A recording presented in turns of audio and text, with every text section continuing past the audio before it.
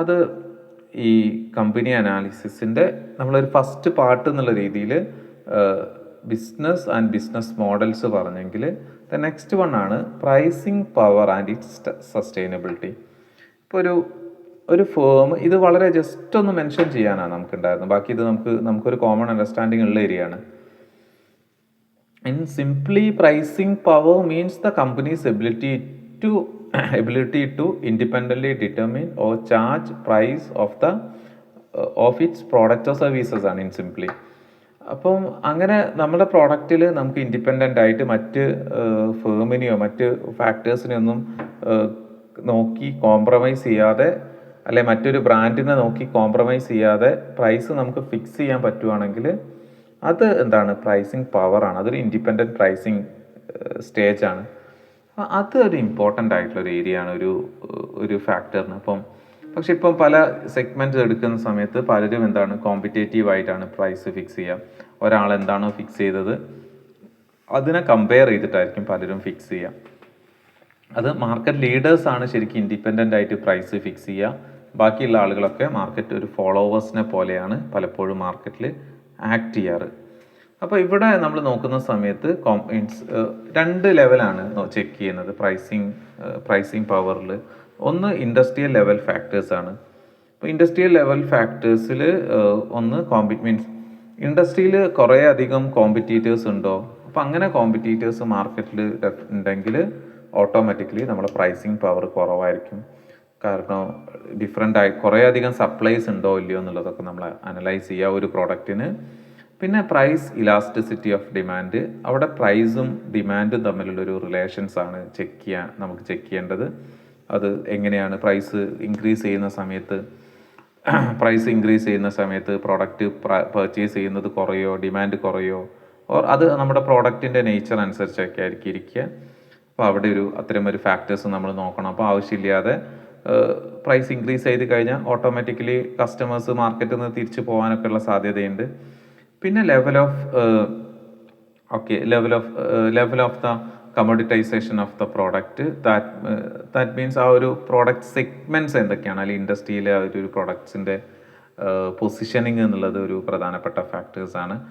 Simply നോക്കുന്ന സമയത്ത് industrial competitions നമ്മളവിടെ ഒരു പ്രധാനപ്പെട്ട ഫാക്ടറാണെന്നുള്ളതാണ് ഒരു പ്രൈസ് ഫിക്സിങ്ങിൻ്റെ കേസിൽ. അപ്പോൾ ഹൈ കോമ്പറ്റേറ്റീവ് ആയിട്ടുള്ള, അല്ലെങ്കിൽ നമുക്ക് ഇൻഡസ്ട്രി ദെൻ ഇനി കമ്പനി സ്പെസിഫിക് ഫാക്ടേഴ്സ് എടുക്കുന്ന സമയത്ത് ലീഡർഷിപ്പ് പൊസിഷനാണ്. അപ്പം ഒരു ലീഡർ ആണെങ്കിൽ പ്രൈസ് ടേക്കേഴ്സും പ്രൈസ് മേക്കേഴ്സും ഉണ്ട്. അപ്പോൾ നമ്മുടെ കമ്പനി പ്രൈസ് ടേക്കേഴ്സ് ആണോ പ്രൈസ് മേക്കേഴ്സ് ആണോ നോക്കുക. എപ്പോഴും പ്രൈസ് മേക്കേഴ്സിന് എപ്പോഴും നമ്മൾ എന്ത് ചെയ്യാൻ ശ്രമിക്കുക, ട്രാവൽ ചെയ്യാൻ ശ്രമിക്കുക. പ്രൈസ് മേക്കേഴ്സ് ആയിരിക്കും നന്നാവുക. പ്രൈസ് ഫോളോവേഴ്സ് ആണെങ്കിൽ അവിടെ നമ്മളെ സസ്റ്റൈനബിലിറ്റി അല്ലെങ്കിൽ പ്രൈസിങ് പവർ കുറവായിരിക്കും. പിന്നെ മാർക്കറ്റിലെ ഒരു ബ്രാൻഡ് ലോയൽറ്റി. ഇപ്പം ഓട്ടോമാറ്റിക്കലി മാർക്കറ്റിൽ നല്ല ഫേസ് ഉള്ള കമ്പനീസ് ആണെങ്കിൽ മാർക്കറ്റിൽ എന്തുണ്ടാവും, നമുക്ക് നമ്മുടെ ഇൻഡിപെൻഡൻ്റ് ആയിട്ട് പ്രൈസ് ഫിക്സ് ചെയ്യാൻ പറ്റും. ഇപ്പോൾ ഒരു എക്സാമ്പിൾ എടുക്കുകയാണെങ്കിൽ ഇപ്പോൾ റെസ്റ്റോറൻറ്റ്സിൻ്റെ കേസിൽ, ഇപ്പോൾ ചെറിയ റെസ്റ്റോറൻറ്റ്സിലൊക്കെ ആണെങ്കിൽ ബിരിയാണിക്കൊക്കെ ഒരു 10 രൂപ 20 രൂപ വർദ്ധിപ്പിച്ച് കഴിഞ്ഞാൽ അവിടെ ആളുകൾക്ക് ഒരു സാറ്റിസ്ഫാക്ഷൻ കുറവുണ്ടാവും. പക്ഷേ ഇത് സെയിം പ്രോസസ്സ് പാരഗണിലോ അതേപോലെയുള്ള സ്ഥലത്ത് വന്നു കഴിഞ്ഞാൽ അത് വലിയ രീതിയിൽ അതെന്ത് ചെയ്യാറില്ല, കസ്റ്റമർ ഡിസാറ്റിസ്ഫൈഡ് ആവാറില്ല. 10 രൂപ 20 രൂപയൊക്കെയാണ് അവരും വർദ്ധിപ്പിക്കുക. അങ്ങനെ കണ്ടിന്യൂസ് ആയിട്ടുള്ള വർദ്ധിപ്പിച്ചിട്ടാണ് അതൊരു വലിയ എമൗണ്ടിലേക്ക് ഓട്ടോമാറ്റിക്കലി എത്തിക്കാറ്. അപ്പോൾ അതൊരു ബ്രാൻഡ് ലോയൽറ്റി അല്ലെങ്കിൽ ബ്രാൻഡ് ഐഡൻറ്റിറ്റിയുടെ ഒരു മീൻസ് കേസാണ്. പിന്നെ അതേപോലെ തന്നെ low cost base competitors, means competitions, company specific factors തന്നെയാണ് ഒരു മാർക്കറ്റിലെ കോമ്പറ്റീഷനും. അതേപോലെ തന്നെ മാനുഫാക്ചറിങ് കോസ്റ്റും നമ്മൾ എപ്പോഴും എന്ത് ചെയ്യണം, കമ്പയർ ചെയ്യണം. കാരണം കോസ്റ്റ് ഓഫ് പ്രൊഡക്ഷൻ എപ്പോഴും എന്താണ്, അല്ലെങ്കിൽ കോസ്റ്റ് ഓഫ് സർവീസ് എന്നുള്ളത് നമ്മുടെ പ്രൈസ് ഫിക്സിങ്ങിൻ്റെ ഒരു പ്രധാനപ്പെട്ട ഫാക്ടറാണ്. അപ്പോൾ നമ്മളെപ്പോഴും ഇതാണ് നമുക്ക് ഒരു ക്വാളിറ്റേറ്റീവ് അല്ലെങ്കിൽ പ്രൈസിങ് എന്നുള്ളൊരു ഫാക്ടർ. ഇത് ഓൾറെഡി നമ്മൾ ഡിസ്കസ് ചെയ്തതാണ്. പ്രൈസിങ്ങിൽ നിങ്ങൾ ഇത്ര ഓർത്ത് വയ്ക്കുക, പ്രൈസിങ് പവറുള്ള കമ്പനീസിന് എപ്പോഴും പ്രോഫിറ്റബിലിറ്റി അവർ എക്സ്പെക്റ്റ് ചെയ്യുന്ന ലെവലിൽ കീപ്പ് ചെയ്യുക എന്നുള്ളത് എന്തായിരിക്കും, കുറേയും കൂടെ ഈസി ആയിരിക്കും. അപ്പോൾ അതിനുവേണ്ടി നല്ലൊരു ഇൻഡസ്ട്രിയൽ സിസ്റ്റം എങ്ങനെയുണ്ട്, ഇൻഡസ്ട്രിയൽ ഒരു അനാലിസിസ് നമ്മൾ നോക്കുക. അതേപോലെ കമ്പനി ലെവൽ അനാലിസിസ് നോക്കുക. പ്രൈസ് ലീഡേഴ്സ് ആണോ, പ്രൈസ് മേക്കേഴ്സ് ആണോ, പ്രൈസ് ഫോളോവേഴ്സ് ആണോ എന്നുള്ളത് നോക്കുക. അതിനനുസരിച്ച് നമുക്ക് എന്ത് ചെയ്യാം, ഡിസിഷൻസ് എടുക്കുക. ഇപ്പം വോഡാഫോണിൻ്റെ ഷെയർസ് മേടിക്കണോ എന്നുള്ളതിൽ ഏറ്റവും വലിയ പ്രശ്നം വോഡാഫോണിൻ്റെ പ്രൈസിങ്ങും മറ്റെല്ലാ കാര്യങ്ങളും എയർടെലിനെയും ജിയോനെയും ഒക്കെ എന്താണ് ഹൈലി ഡിപ്പെൻഡൻ്റ് ആണെന്നുള്ളതാണ്. അപ്പോൾ അവർക്ക് എന്ത് ചെയ്യാൻ പറ്റില്ല, പ്രൈസ് വർദ്ധിപ്പിച്ച് പ്രോഫിറ്റബിൾ ആവാൻ പറ്റില്ല. അതിന് പകരം കാരണം സർവീസ് അത്ര ഐഡൻറ്റിക്കലാണ്, എല്ലാവരും കൊടുക്കുന്ന സർവീസും അത്ര ഐഡൻറ്റിക്കൽ ആകുന്ന സമയത്ത് പ്രൈസ് ഇനി വർദ്ധിപ്പിക്കുക എന്നുള്ളത് പോസിബിൾ അല്ല. കാരണം പോർട്ടബിലിറ്റിയും കൂടെ മാർക്കറ്റിൽ ഉള്ള സമയത്ത്. പക്ഷെ അപ്പോൾ മറ്റ് കോസ്റ്റ് റിഡ്യൂസ് ചെയ്തോ അല്ലെ ഒരു ആഡ് ഓൺ സർവീസസ് ഓഫർ ചെയ്തൊക്കെ തന്നെ വേണ്ടി ഒരു മാർക്കറ്റിൽ സസ്റ്റെയിൻ ചെയ്യാൻ. അപ്പോൾ അവിടെ നമ്മുടെ ഒരു ലീഡർഷിപ്പ് റോള് ഇങ്ങനത്തെ കാര്യങ്ങളൊക്കെ പ്രൈസ് പവറിനെ നമുക്ക് പ്രൊട്ടക്റ്റ് ചെയ്യാനുണ്ടോ എന്നുള്ളത് ജസ്റ്റ് ഒന്ന് നമ്മൾ എന്ത് ചെയ്യുക, ചെക്ക് ചെയ്ത് നോക്കി വെക്കാം. ദെൻ നെക്സ്റ്റ് ഒരൊറ്റ ടേമും കൂടെ നമ്മൾ ജസ്റ്റ് ഒന്ന് നോക്കി വയ്ക്കാം. അത് ആ പ്രൈസിങ് പവറിനെ റിലേറ്റ് ചെയ്തിട്ടുള്ള പോയിന്റ്സ് തന്നെയാണ്. ഒന്ന് കോമ്പറ്റേറ്റീവ് അഡ്വാൻറ്റേജസ് എന്നുള്ള ഏരിയാസ് ആണ്. അപ്പോൾ കോമ്പറ്റേറ്റീവ് അഡ്വാൻറ്റേജസ് ശരിക്കും ഡിഫറെൻറ്റ് ലെവലിൽ ഉണ്ടാവും. ആ different level competitive advantage or differentiations, ആ ഡിഫറൻസിയേഷൻസ് നമ്മൾ പ്രൊഡക്റ്റിൽ ഇപ്പോൾ നമ്മൾ നേരത്തെ പറഞ്ഞ പ്രൈസിങ് ഒരു കോമ്പറ്റേറ്റീവ് അഡ്വാൻറ്റേജ് തന്നെയാണ്. പക്ഷെ നമുക്കിവിടെ 3 കേസസിലാണ് നമ്മൾ എടുക്കുന്നത്. ഒന്ന് പ്രോഡക്റ്റ് ഡിഫറൻസിയേഷൻ. ഇപ്പം മൊബൈലാണ് പ്രൊഡ്യൂസ് ചെയ്യുന്നത്. ഇപ്പം ഇന്ത്യയിൽ നമ്മൾ പറയുന്ന സമയത്ത് നമ്മളെപ്പോഴും പറയും ഫോറക്സ് നമ്മളുടെ ഫോറിൻ റിസർവ് പ്രൊട്ടക്റ്റ് ചെയ്യണം, നമ്മുടെ പ്രോഡക്റ്റ് അല്ലെങ്കിൽ നമ്മുടെ റുപ്പിയുടെ വാല്യൂ സ്ട്രെങ്തൻ ചെയ്യാൻ നമുക്കാവുന്ന കാര്യങ്ങൾ എന്തെങ്കിലും ചെയ്യണം എന്നൊക്കെ നമ്മളെപ്പോഴും ആലോചിക്കുകയും പറയുകയും ചെയ്യും. പക്ഷേ നമുക്ക് എന്താ ഒന്നും ചെയ്യാൻ പറ്റാത്തതെന്ന് ചോദിച്ചാൽ അതിൽ പ്രധാനപ്പെട്ട ഒരു കാര്യം, പല പ്രോഡക്ട്സും നമ്മൾ പുറത്തുള്ള രാജ്യത്തിൻ്റെ തന്നെ നമ്മൾ പർച്ചേസ് ചെയ്യണം. എസ്പെഷ്യലി ഇപ്പോൾ ഒരു മൊബൈൽ വാങ്ങിക്കണം, നമുക്കൊരു ഇന്ത്യൻ ബ്രാൻഡിനെ ചൂസ് ചെയ്യാനില്ല. പക്ഷേ ഇന്ത്യയിൽ അറൗണ്ട് 140 CR ആളുകളുണ്ട്. ആ 140 CR ആളുകളിൽ അറൗണ്ട് 75 CR ഫോൺ കണക്ഷൻസ് ഉണ്ട്. അപ്പോൾ അറൗണ്ട് ഒരു 30-40 CR ഫോണുകൾ മാർക്കറ്റിലുണ്ടാവും. ആ 30-40 CR ഫോണുകളിൽ നല്ലൊരു പെർസെൻറ്റേജ് സ്മാർട്ട് ഫോണുകളാണ്. ആ നല്ലൊരു പെർസെൻറ്റേജ് സ്മാർട്ട് ഫോണുകളും നമ്മൾ മേടിക്കുന്നത് ഇന്ത്യൻ കമ്പനിയല്ല, പുറത്തുള്ള കമ്പനിയാണ്. ഈ സ്മാർട്ട് ഫോണുകൾ തന്നെ 1, 2, 3 വർഷം കഴിയുമ്പോഴേക്കും അതിൻ്റെ ടേൺ ഓവേഴ്സ് വരും, അത് റീപ്ലേസ് ചെയ്യപ്പെടും.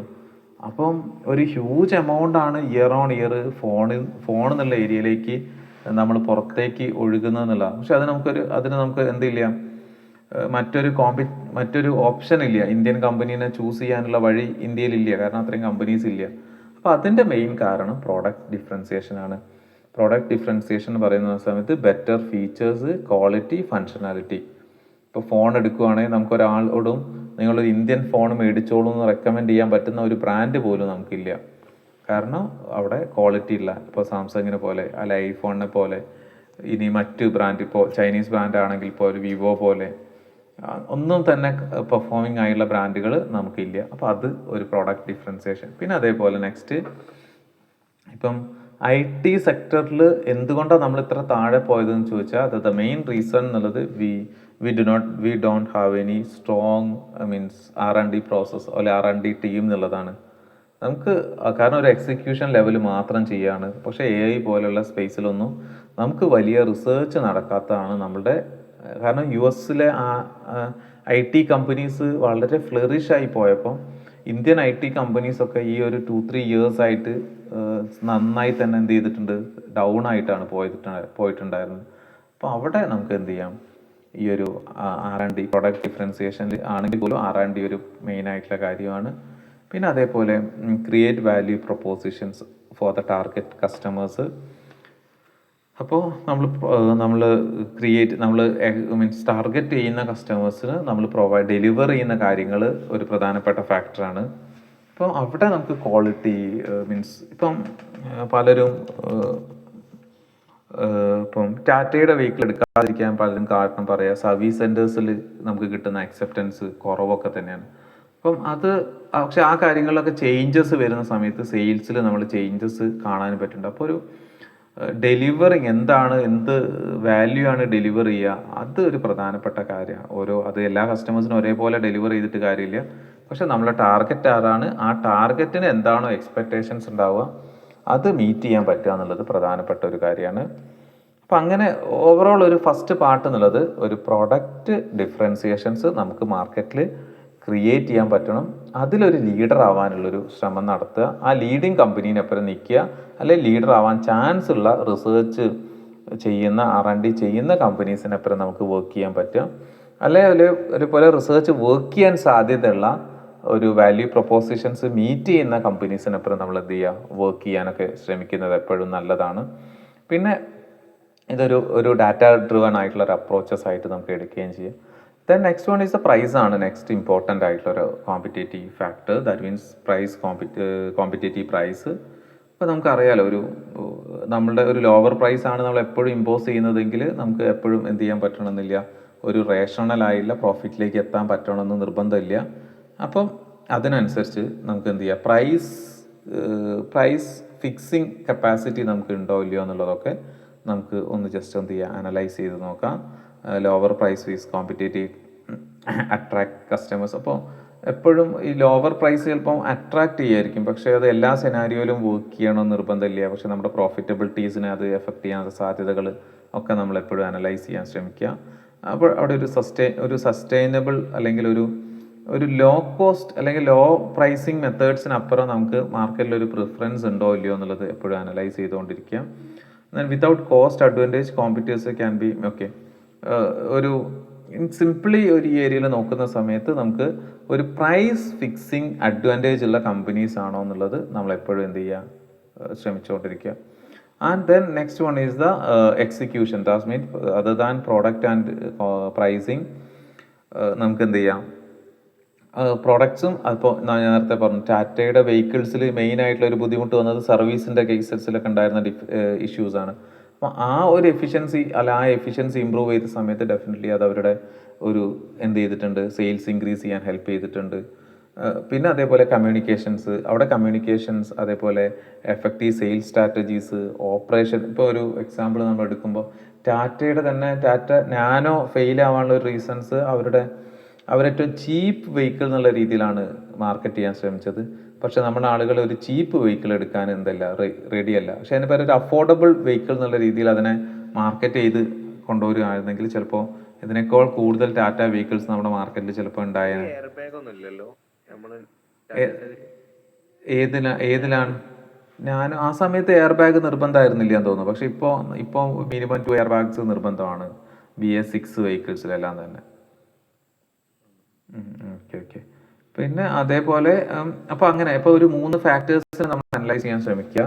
ഒന്ന് പ്രൊഡക്റ്റ് ആണ്. ഫസ്റ്റ് പ്രൊഡക്റ്റ് കോമ്പറ്റേറ്റീവായി മാർക്കറ്റിലുണ്ടോ, പ്രൈസ് നേരത്തെ നമ്മൾ പറഞ്ഞ പ്രൈസ് മേക്കർ ആണോ മാർക്കറ്റിൽ, അല്ലെങ്കിൽ നമുക്കൊരു പ്രൈസ് ഡിസ്ക്രിപ്ഷൻ മാർക്കറ്റിൽ ലഭിക്കുന്നുണ്ടോ.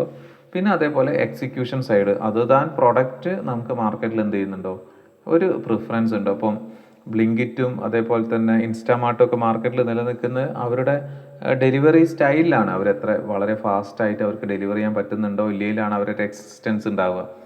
അപ്പം അതേപോലെ ആയിരിക്കും ചിലപ്പം നമുക്ക് ടൊയോട്ടയിൽ പോയാൽ നമുക്ക് കിട്ടുന്ന ഒരു വാല്യൂ, ഒരു കസ്റ്റമർ അല്ലെങ്കിൽ ഒരു സർവീസിന് നമ്മൾ പോകുന്ന സമയത്ത് നമുക്ക് കിട്ടുന്ന ഒരു വാല്യൂ എന്നുള്ളത് നമ്മൾ അവിടെ റീറ്റെയിൻ ചെയ്യാൻ എടുക്കുന്ന ഒരു കാര്യമായിരിക്കും, റീറ്റെയിൻ ചെയ്യപ്പെടാനുള്ള ഒരു സാധ്യത ഉണ്ട്. അപ്പം അത്തരം ഒരു എക്സിക്യൂഷൻ സൈഡും എങ്ങനെയുണ്ട് എന്നുള്ളത് അത് നമുക്ക് എക്സ്പീരിയൻസ് ചെയ്ത് നോക്കാൻ പറ്റും. നമ്മളൊരു ഷെയർ വാങ്ങുന്നതിന് മുൻപേ എല്ലാ കമ്പനീസിലും നമുക്ക് പോയി നോക്കാൻ പറ്റണമെന്നില്ല. പക്ഷെ ചില സെനാരിയോയിലൊക്കെ നമ്മൾ വാങ്ങാൻ ഉദ്ദേശിക്കുന്ന കമ്പനിയുടെ പ്രൊഡക്റ്റ് നമുക്ക് എക്സ്പീരിയൻസ് ചെയ്ത് നോക്കുകയും അതിനുശേഷം അവരുടെ കമ്പനീസിൻ്റെ ഷെയർസ് നമുക്ക് ഓപ്റ്റ് ചെയ്യാനൊക്കെയുള്ള സാധ്യതകളുണ്ട്. അപ്പോൾ ഈ ഏരിയാസൊക്കെ ജസ്റ്റ് ഒന്ന് എടുത്ത് നോക്കുക. അപ്പം കമ്പനി അനാലിസിസിൽ 3 ഏരിയാസാണ്, 3 പോയിന്റ്സ് ആണ്. ഒന്ന് business model, 2 pricing power, 3 competitive advantages അല്ലെങ്കിൽ കോമ്പറ്റേറ്റീവ് ഡിഫറൻസിയേഷൻ എന്നുള്ള ഏരിയാസാണ് പറഞ്ഞിട്ടുണ്ടായിരുന്നത്. ഓക്കെ, ദെൻ നെക്സ്റ്റ് സെഷനിൽ നമ്മൾ ഡിസ്കസ് ചെയ്യാൻ പോകുന്നത് SWOT അനാലിസിസ് ആണ്, SWOT അനാലിസിസ്. അപ്പോൾ നെക്സ്റ്റ് സെഷനിൽ നിങ്ങൾ ജസ്റ്റ് ഇതൊന്ന് നോക്കി വെക്കുക. അതിനുശേഷം നമുക്ക് നാളത്തെ സെഷനും ഇതേപോലെ 8 o'clock തന്നെ നമുക്ക് സ്റ്റാർട്ട് ചെയ്യാം. അപ്പോൾ ഈ നാളത്തെ സെഷനിൽ നമുക്ക് കുറച്ചും കൂടെ കൂടുതൽ സമയം കൂടുതൽ ഏരിയാസ് നമുക്ക് എന്ത് ചെയ്യാം. ഓക്കെ, നാളത്തെ സെഷൻ നമുക്ക് ഫസ്റ്റ് ഒരു 7:30 സ്റ്റാർട്ട് ചെയ്യാൻ പറ്റുമോ? പോസിബിൾ ആവുമോ? ഓക്കെ, നാളത്തെ സെഷൻ അങ്ങനെയാണ്. നമുക്കൊരു 7:30 തന്നെ ആക്കാൻ പറ്റുമോ? കുറച്ച് ലേറ്റ് ആയ പിന്നെ ചെറിയൊരു ഉറപ്പ് വരുന്നുണ്ട്. ഓക്കെ ഓക്കെ, നമുക്ക് കാരണം എന്താ വെച്ചാൽ നാളെ എനിക്ക് ഒരു 9 o'clock ഒരു ബസ്സിൽ ഒരാളെ കയറ്റി വിടാനുണ്ടായിരുന്നു. അപ്പോൾ ചിലപ്പം ഒന്ന് പുറത്തേക്ക് ഇറങ്ങേണ്ടി വന്നാലോ, ഒരു 9 o'clock അടുപ്പിച്ചിറങ്ങിയാൽ മതി. ഓക്കെ, 7:30 എടുക്കാം. അപ്പോൾ എന്നാലും ഇതുവരെയുള്ള ഏരിയാസ് ജസ്റ്റ് ഒന്ന് റിവൈസ് ചെയ്യാം. അതിനുശേഷം ഞാൻ എന്നാലും നിങ്ങൾക്ക് ഇൻഡസ്ട്രിയൽ അനാലിസിസിൽ ഒരു ക്യൂസ് ഞാൻ ജസ്റ്റ് ഒന്ന് ഫോർവേഡ് ചെയ്ത് തരാം. നിങ്ങൾ ജസ്റ്റ് അതും കൂടി ഒന്ന് ട്രൈ ചെയ്ത് നോക്കാം. അപ്പോൾ നമുക്ക് നാളെ മറ്റന്നാൾ 2-3 സെഷൻസ് കൊണ്ട് ഈ ഒരു ചാപ്റ്റേഴ്സ് നമുക്ക് ക്ലോസ് ചെയ്യാം. അപ്പോൾ ഈ ചാപ്റ്റർ ക്ലോസ് ചെയ്യുമ്പോഴേക്ക് ഈ ചാപ്റ്റേഴ്സ് ഒരു പ്രാവശ്യമെങ്കിലും നമ്മൾ എന്ത് ചെയ്യുക, ആ PDF റീഡ് ചെയ്യാം. എന്നിട്ട് അതിലത്തെ main points, main areas just ഒന്ന് ലിസ്റ്റ് ഔട്ട് ചെയ്ത് വെക്കുക, മെയിൻ ടേംസ്. പിന്നെ നമുക്ക് പിന്നീട് നമ്മൾ എക്സാമിന് വേണ്ടിയിട്ട് ആ മെയിൻ ടേംസ് മാത്രം എന്ത് ചെയ്താൽ മതി, റിവ്യൂ ചെയ്ത് എക്സാമിന് പോയാൽ മതി. ഓക്കെ, കാരണം എന്താ വെച്ചാൽ പിന്നീട് നമ്മൾ അത് റിവ്യൂ ചെയ്യുമ്പോൾ ഈച്ച് ആൻഡ് എവറി ഇത് റിവ്യൂ ചെയ്യേണ്ട. നമ്മൾ ഒരു പ്രാവശ്യം വായിച്ചു കഴിഞ്ഞാൽ എക്സാമിന് പോകുന്ന സമയത്ത് ആ എന്ത് മാത്രം റിവ്യൂ ചെയ്താൽ മതിയാവും, ആ മെയിൻ ടേംസ് മാത്രം റിവ്യൂ ചെയ്ത് കഴിഞ്ഞാൽ നമുക്ക് എക്സാം ഈസി ആയിരിക്കും. ഓക്കെ, എന്നാലും നിങ്ങൾ നമുക്ക് നാളെ ഇരിക്കുക. നാളെ എന്നാൽ 7:30 ആണേ. ഓക്കെ, ശരി. ഓക്കെ, ശരി.